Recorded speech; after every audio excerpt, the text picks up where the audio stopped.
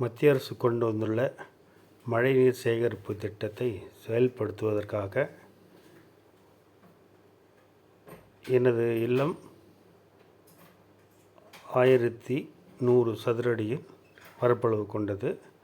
அந்த 1100 சதுரடி பரப்பளவு கொண்ட மேல்தளத்தில் பொழியும் மழை நீரானது வீணாகாமல் இருப்பதற்காக கட்டப்பட்ட எனது இல்லத்தையே உடைத்து மாடியிலிருந்து இணைப்பு எடுத்து இல்லத்திற்கு உள்ளாக இணைப்பு கொடுத்து அந்த இணைப்பின் வழியாக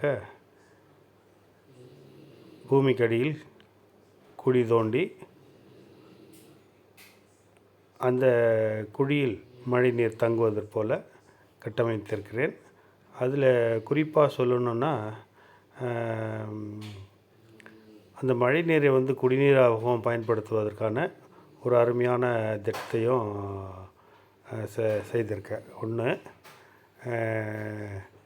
மழை பொழியும்போது இந்த வாட்டராக வரும்.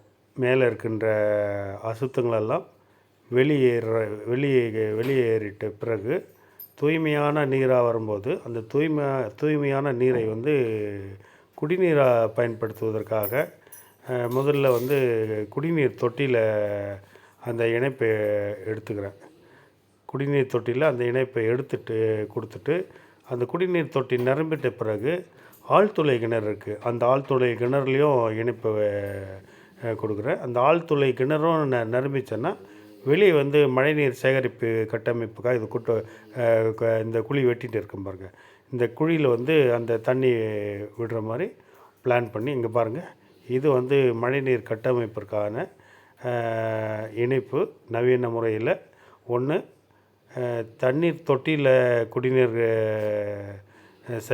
சேமிப்பேன். இன்னொன்று ஆழ்துளை கிணறு, இதில் குடிநீர் சேமிக்கிறது. அதன் போக மீதி வருகின்ற தண்ணீரை நிலத்தடி நீராக சேமிப்பதற்காக இந்த பணியை செய்திருக்கேன். இதுதான் பள்ளியில் செஞ்சுருக்கேன். பள்ளியில் மட்டும் இல்லாத என்னுடைய இல்லத்துலேயும் அந்த மழைநீர் வீணாகாமல் இருக்கிற மாதிரி அதை செஞ்சுருக்கேன். இது மட்டும் இல்லாமல் மருத்துவமனையிலையும் ரோட்டரி கிளப் சார்பாக மருத்துவமனையிலையும் மாணவர்கள் விழிப்புணர்வு பெறுவதற்காக பிள்ளைகளுக்கும் மாணவர்களுக்கும் சொல்லியிருக்கோம்.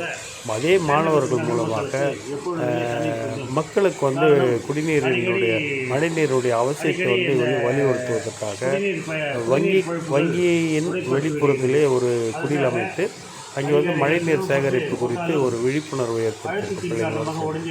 அதுபோல் எனது இல்லத்தில் மிக சிறப்பாக மழைநீர் தேங்குவதற்கான உட்கட்டமைப்பை ஏற்படுத்தி மழைநீரை தொடர்ந்து சேகரித்து வருகிறேன். இதை நீங்கள் முழுமையாக இதில் பார்க்கலாம். வணக்கம். வள்ளுவன் யூபிஎஸ் சேனல் சார்பாக உங்கள் பொன்வள்ளுவர் பேசுகிறேன். வானில் இன்சத்தம் கேட்கிறது. இது 16/11/2021 சரியாக நேரம் 10:30 மணிக்கு தொடங்கிய மழை 11 மணியை நோக்கி அரை மணி நேரமாக கனமழை பெய்து கொண்டிருக்கிறது. பேரணம்பட்டு நகரில் ஆற்றில் தண்ணீர் சென்று கொண்டிருந்தால் கூட பேரணம்பட்டு நகர் மக்களுக்கு எப்பொழுதுமே தண்ணீர் கொஞ்சம். காரணம், அடிக்கடி இந்த குடிநீர் பழுப்புகள் உடைப்பட்டு விடுகிறது. அதற்காக அதிகாரிகள் சிரமப்பட்டு போட்டாலும் அழுத்தத்தின் காரணமாக உடைஞ்சிருது. இப்போ சமீபமாக ஒரு 10-15 நாளைக்கு முன்பாக மழை வெள்ளத்தின் காரணமாக ஆற்றில் இருந்த மின்கம்பமெல்லாம் சாய்ந்து விட்டது. அதனால் இப்போ ஒரு வார காலமாக பேரணம்பட்டு நகர் மக்களுக்கு குடிநீர் இல்லை. அப்போ அரசாங்கம் சொல்லுதுங்க, மழைநீர் சேகரிப்பு சொல்லியிருக்காங்க. ஏற்கனவே எனது இல்லத்தில் மழைநீர் சேகரிப்பு குறித்து ஒரு தகவல் அனுப்பியிருக்கு. மீண்டுமாக இன்று நல்ல மழை பெய்து கொண்டிருப்பதால்